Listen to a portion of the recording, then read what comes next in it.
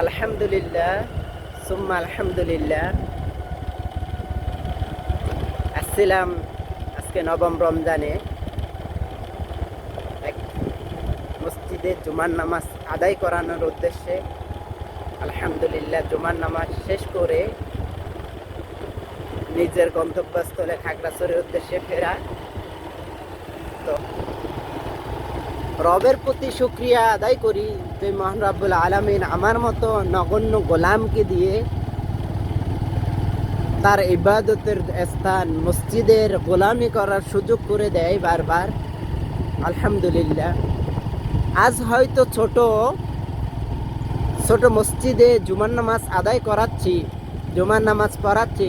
ইনশাআল্লাহ আল্লাহ তাআলা যদি চান আগামীকালকে বড় হব এবং বড় কোনো মসজিদে জুমার নামাজ আদায় করাবো, সে আশা নিয়েই পড়াশোনা করতেছি বা বড় হচ্ছি। তো আমি যে অদম গোলাম, কোনো আমল নাই, ইলম নাই, তারপরেও মহান রব্বুল আলামিন আমাকে এত ভালোবাসেন, মহব্বত করেন এবং তার ঘর মসজিদের গোলামি করার সুযোগ করে দেন বারবার। এজন্য রবের প্রতি শুকরিয়া আদায় করি